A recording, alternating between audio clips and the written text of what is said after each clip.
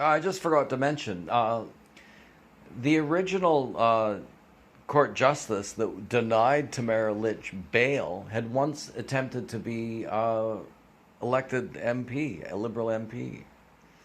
And so Tamara Lich and her lawyer argued, well, hang on, this woman's likely to be biased against someone that's organized the biggest and most peaceful protest in probably the history of the world. In fact, if you were to think in terms of how much they accomplished outside of Canada, this is the biggest and most peaceful protest ever organized in the world. Canada was an inspiration and still is to people all over the world.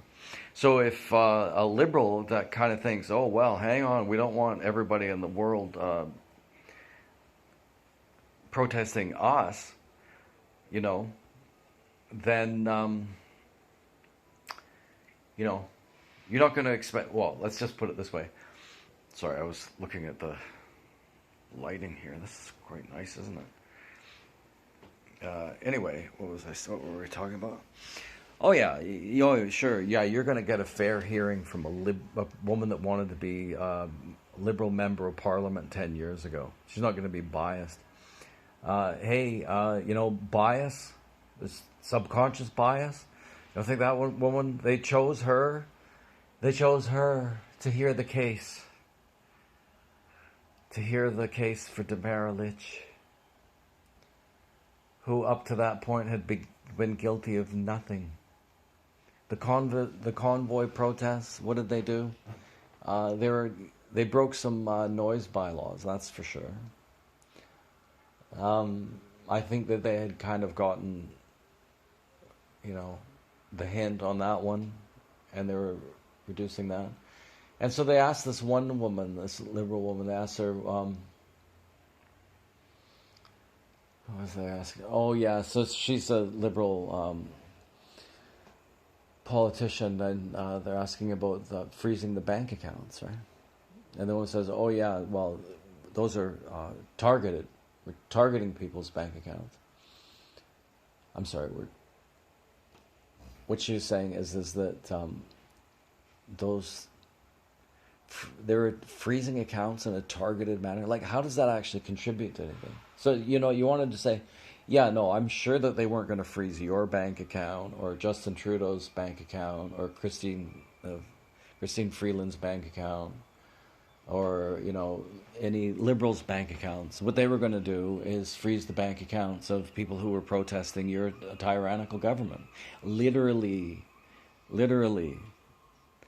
right?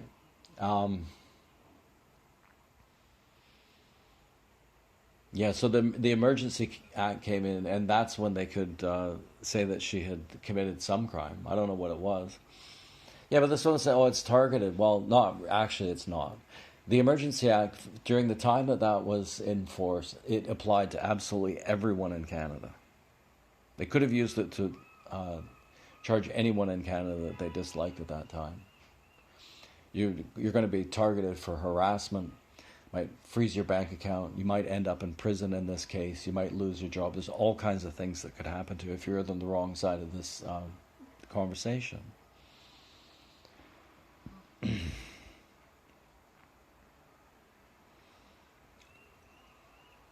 Wow.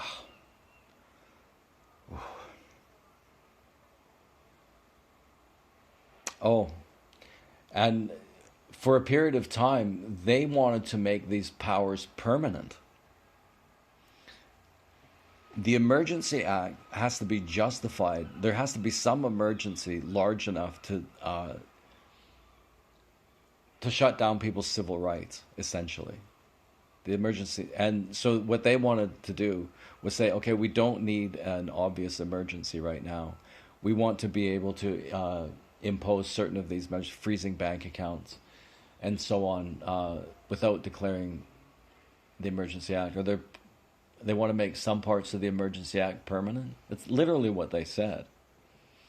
They wanted the power to freeze the bank accounts of their political opposition. Literally. They wanted it permanent. They wanted a permanent state of emergency. Because that's what fascists do.